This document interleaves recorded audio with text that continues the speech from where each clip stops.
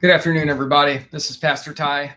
We are coming in here with a sermon preview and anticipation for this upcoming Sunday, July 6th, where we're going to be covering Mark chapter 9, verses 2 through 13. This will be the Transfiguration of Christ Jesus, and that's what we're going to be covering. And so we're going to begin, as we always do, with our sermon previews by reading the text, and then I'm going to give you just a few of the kind of the larger things that are going to come as a result of the text and the sermon that will ensue. So let's begin. Mark 9, we're going to read verses 2 through 13, and then we're going to just give you the high bar things. And after 6 days, Jesus took with him Peter and James and John and led them up a high mountain by themselves. And he was transfigured before them. And his clothes became radiant, intensely white, as no one on earth could bleach them. And there appeared to them Elijah with Moses, and they were talking with Jesus. And Peter said to Jesus, "Rabbi, it is good that we are here. Let us make 3 tents, one for you, and one for Moses, and one for Elijah." For he did not know what to say, for they were terrified. And a cloud overshadowed them, and a voice came out of the cloud. "This is my beloved Son. Listen to him." And suddenly, looking around, they no longer saw anyone with them, but Jesus only. And as they were coming down the mountain, he charged them to tell no one what they had seen until the Son of Man had risen from the dead. So they kept the matter to themselves, questioning what this rising from the dead might mean. And they asked him, "Why do the scribes say that first Elijah must come?" And he said to them, "Elijah does come first to restore all things. And how is it written of the Son of Man that he should suffer many things and be treated with contempt? But I tell you that Elijah has come, and they did to him whatever they pleased, as it is written of him." Okay, so that's going to be the text for this week. Mark 9, 2 through 13. A lot happening here. Again, this is going to be one of those Sundays where it will be incumbent upon me to really dial it in and not let this turn into, a 50, 75-minute lecture, which would be very easy to do, but just hit the main things, hit them well, and provide a really good bar of application for everybody to reach for. And so what I want to do with the small amount of time we have this afternoon in anticipation for Sunday is just sort of give the key things. And so let me start with this. I want us to see just how brilliant the gospel writer Mark is, because he has situated and framed this gospel to perfection. And so let me give you a very quick example. Mark chapter 1 begins with Mark declaring that this is a gospel for Jesus the Christ, the Son of God, right? And then last week, at the end of Mark chapter 8, we had Peter voicing that same declaration. We have Peter declaring that Jesus is the Christ. At the end of Mark chapter 1, you have Jesus being baptized by John the Baptist, the greater Elijah, as we framed him to be. And we had a voice from heaven saying, "This is my Son with whom I'm well pleased."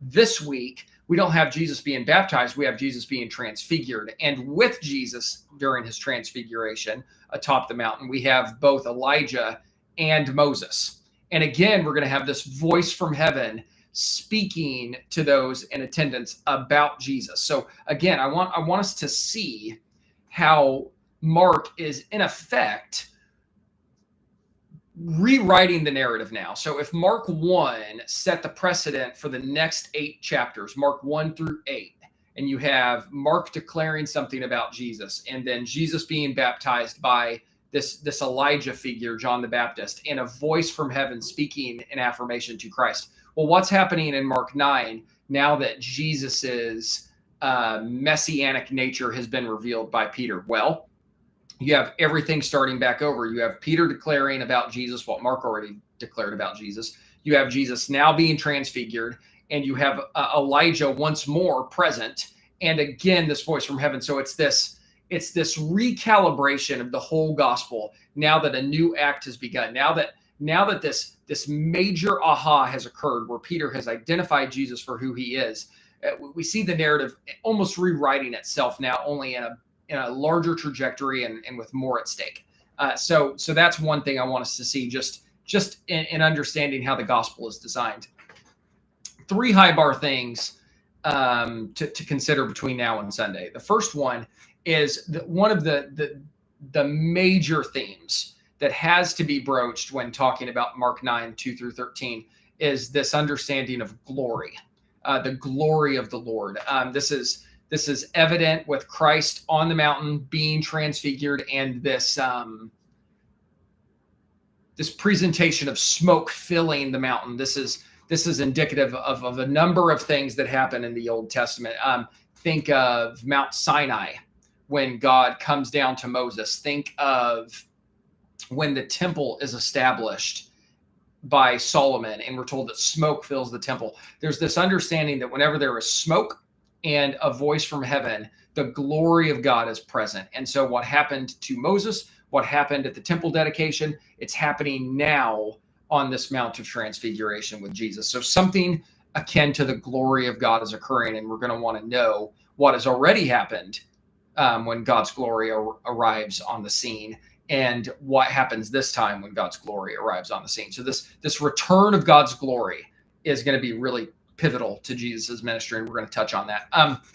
The other thing I want us to make note of is so far in Mark, it seems like everyone has gotten their chance to give their opinion about Jesus. Mark, the gospel writer, has given his opinion of Jesus. John the Baptist has given his opinion about Jesus. The disciples have given their opinion about Jesus. The Pharisees have given their opinion about Jesus. Virtually everyone in Israel has given their opinion of Jesus.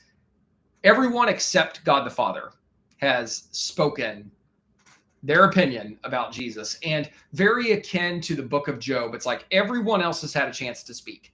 Now God the Father is going to speak. And what will God the Father say about Jesus? And why do we have to give that its proper place? We're going to touch on that during the sermon as well. This opinion of God the Father as it pertains to Jesus the Christ. And then finally, we're going to have to do a really good job. And again, trying to cram a lot into a 30 to 40 minute sermon, but we're also going to want to examine, as the disciples ask Christ here at the end of the section, all these different representations that are occurring in the text. So you have Moses, you have Elijah, you have the disciples.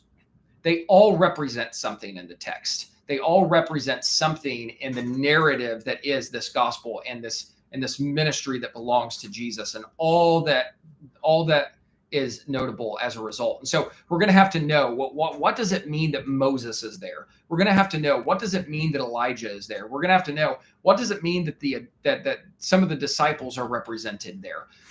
We're going to have to skin that cat well, because each player being up on the mountain for this moment carries with it great significance, and we would be wise to make sure that we break all of that down in really good detail and see the power and the application behind it. So that is what we're going to be doing on Sunday, the Transfiguration. This is one of my favorite parts of Mark. I hope that comes out of the text, just how excited I am to investigate this with the church family and really enjoy it. In between now and then, I hope everybody has a magnificent 4th of July, a great Independence Day, celebrating this country that God has given us. May you all have a wonderful day, and God bless you. See you soon.